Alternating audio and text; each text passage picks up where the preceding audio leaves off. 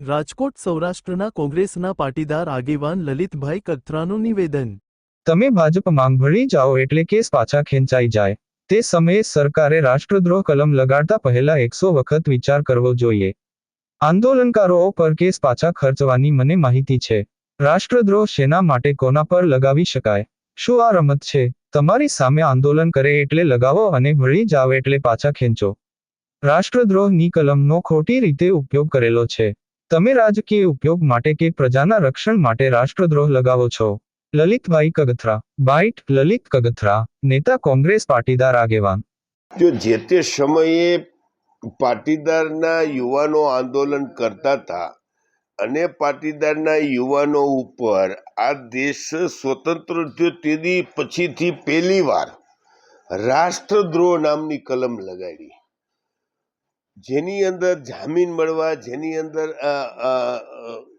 બહુ જ session committed હશે કદાચ, કાયદામાં મને ખબર નથી પડતી, પણ બહુ મોટો ગુનો કરી નાખ્યો હોય, દેશની અખંડિતતા ઉપર ઘા કર્યો હોય, દેશની ગુપ્ત માહિતીઓ પાકિસ્તાનને વેચી નાખી હોય, દેશની લશ્કરી તાકાતનું વર્ણન પાકિસ્તાનમાં જઈને કરી નાખ્યું હોય, એવો ગુનો પાટીદારના યુવાનો ઉપર જે લગાડ્યો, ત્યારે પણ અમે કીધું હતું કે આ કાનૂનનો મિસયુઝ છે।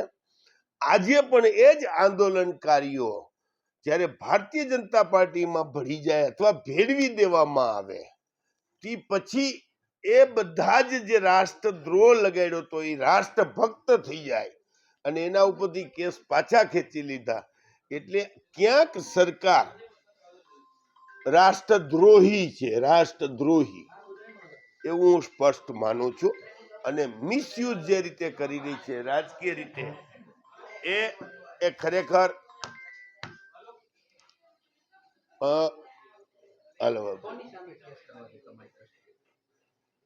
સરકાર સામે તમે યાર, આજે જો દેશમાં ધારા એટલે શું છે? લેજિસ્લેટિવ હાઉસ, ધારાસભા, ધારાસભા એટલે કાયદા ઘડવાનું કેન્દ્ર, કાયદા ઘડવાની કેન્દ્ર કાયદાનું જ જો મિસયુઝ કરતી હોય તો સરકારે માફી પત્ર આપે ને કે અમે જ્યારે પાટીદાર આંદોલન વખતે જે કેસ લગાડ્યા હતા એ અમારી ભૂલ હતી, એટલું લખી દે।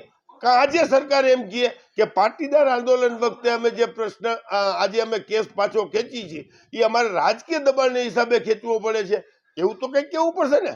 તમે જેનો ઉપયોગ કરો છો અને એમ થઈ ગયો કે હું પાછો લઉં છું, એનો મતલબ એમ થયો કે મારી ભૂલ થઈ ગઈ હતી, તો કયો ગુજરાતની જનતાને કે મારી ભૂલ થઈ ગઈ હતી, અમે તેથી આ કેસ લગાડ્યા હતા।